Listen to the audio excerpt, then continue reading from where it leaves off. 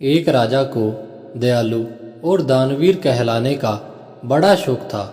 दूसरों के मुख से आत्म प्रशंसा सुनने की उसकी ललक दिन प्रतिदिन बढ़ती जा रही थी। वह प्रतिदिन यश और प्रशंसा बटोरने के लिए कोई न कोई अनोखा कार्य करता रहता था। एक दिन राजा नगर की सैर को जा रहा था, तभी वहां से एक बहेलिया बंद पिंजरे में पक्षियों को लेकर जा रहा था। राजा ने उस बहेलिये को बुलाया और सभी पक्षियों का मूल्य पूछा। बहेलिये ने मूल्य बताया तो राजा ने सब पक्षियों को खरीद लिया और स्वतंत्र कर दिया। जिसने भी यह दृश्य देखा उसने राजा की बड़ी सराहना की। इससे राजा बहुत खुश हुआ। अब वह बहेलिया प्रतिदिन उसी समय वहां से गुजरने लगा। जब राजा नगर की सैर करने जाता था तो प्रशंसा का गुलाम राजा भी प्रतिदिन उसी बहेलिये से पक्षी खरीदकर उड़ा देता था। राजा के दयालुता के इस प्रदर्शन ने उस राज्य में कई नए बहेलियों को जन्म दे दिया। आत्म प्रशंसा और यश कामना के आनंद में डूबा राजा अपनी मूर्खता को समझ ही नहीं पाया।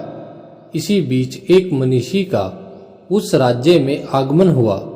जब उनके सामने राजा ने यह मूर्खता की तो वह बहुत दुखी हुए। महात्मा ने राजा को समझाया, हे राजन, आपको मालूम भी है आपकी झूठी यश कामना इन मासूम पक्षियों को कितनी महंगी पड़ती है।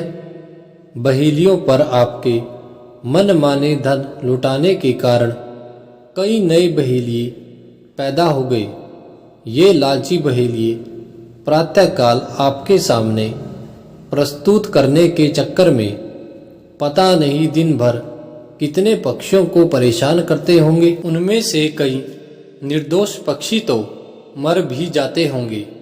यदि आप इतने ही दयावान और धर्मपरायण हैं तो दयालुता का प्रदर्शन बंद कीजिए और पक्षियों के शिकार पर प्रतिबंध लगा दीजिए। राजा को महात्मा की बात समझ आ गई।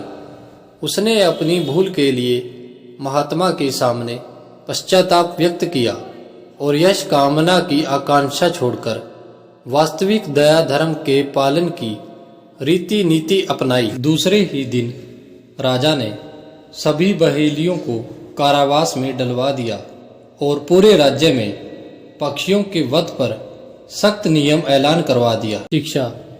इस कहानी से शिक्षा मिलती है कि हमें दयालुता का प्रदर्शन नहीं करना चाहिए। वास्तव में प्रदर्शन यश की कामना से किया जाता है, जबकि पालन आत्म प्रेरणा से किया जाता है। इसलिए गोस्वामी तुलसीदास जी ने कहा है, दया धर्म का मूल है, पाप मूल अभिमान। तुलसी दया ना छोड़िए, जब लगी घट में प्राण।